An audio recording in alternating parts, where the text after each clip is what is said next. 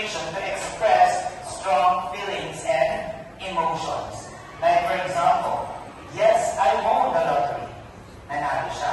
This express strong feelings and emotions. Another, when do we use the exclamation in a sentence? Normally, we use it in a reaction.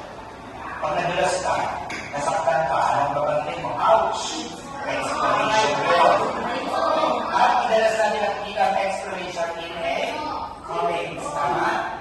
May mga exclamation tayo. Sino nakapagbasa na ng comments? Very good. Next, notice. Because don't ease out and letter Z at the end. Kaya notice.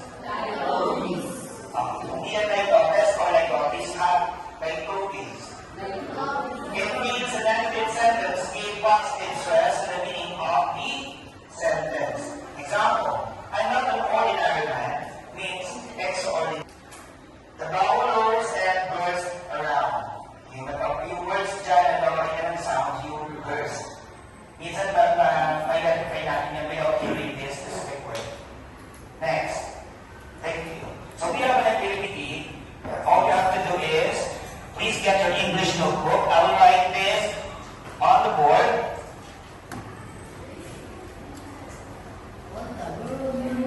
We have powerful imagery. Where's your eraser?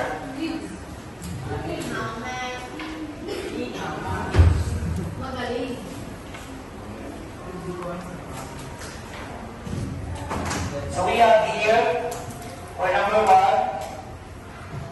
powerful imagery. Number 2, we have interesting vocabulary.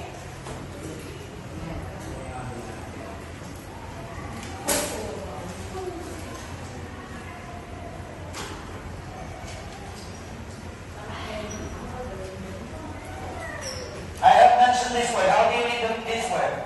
How do you read this word? Interesting. Again, everybody say? Interesting. Boys only? Interesting. How about girls? Interesting. The correct pronunciation for this word is interesting. Interesting. Interesting. Parang silent yan dito. Interesting. Okay? Interesting vocabulary. Next, for number 3, we have figurative language.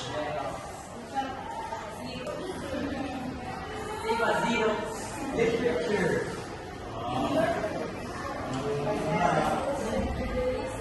And for number 4, tone, mood, and emotions.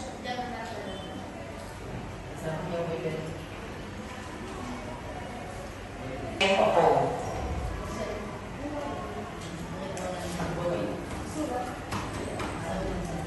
Okay, only 5. So I will divide you into 3 groups only. Then all you have to do is to get the correct answer by following these words written on the board. We have first, number 1, we have the powerful imagery. When you say powerful imagery, these are the lines or phrases found in a poem where you can create or that creates pictures in your mind after reading this line. Halimbawa, binasa niyo itong lines na or phrases. Ano yung tumatak sa isip ninyo? That's an image or picture.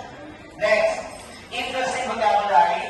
These are the unfamiliar words that you can find in a literary pieces.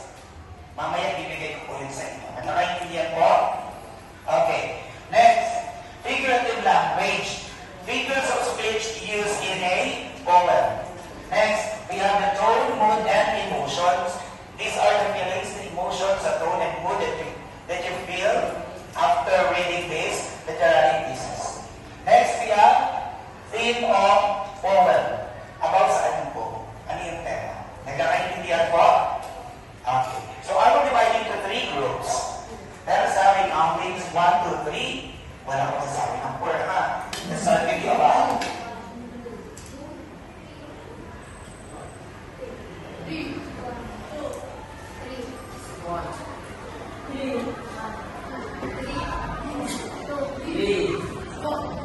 2,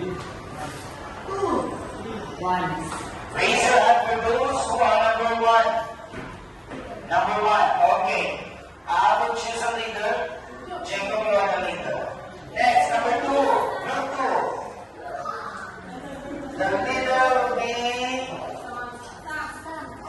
Little Reset. Next, number 3. Leader. Leader. Jack. Okay. So group 1, I want you to sit on this side. And then group 2, you sit here in the middle.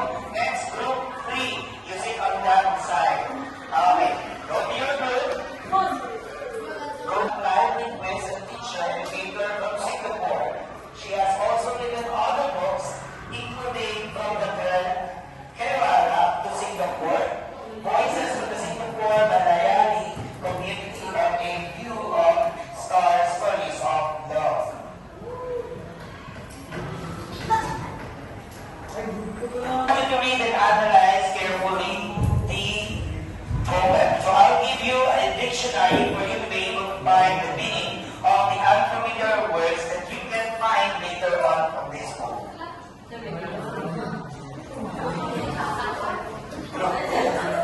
And group 3.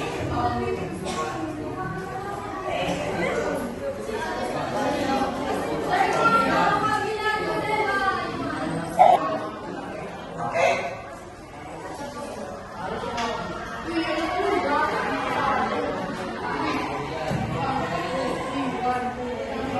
Okay, so leaders, please assign a specific task to some of your members. So I want to see everybody working. Start answering. I want you to look for to answer the following words in the board. On your English notebook. Write the answers on your English notebook.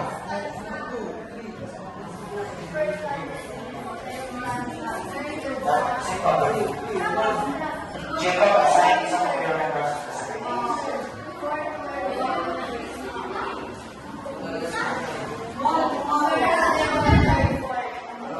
Do not write anything on that dictionary.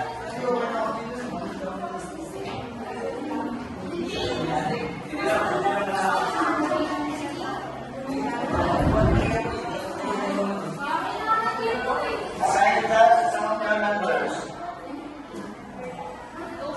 Go to your group and start writing for your answers. In the later on, I will choose some of your members to present your work.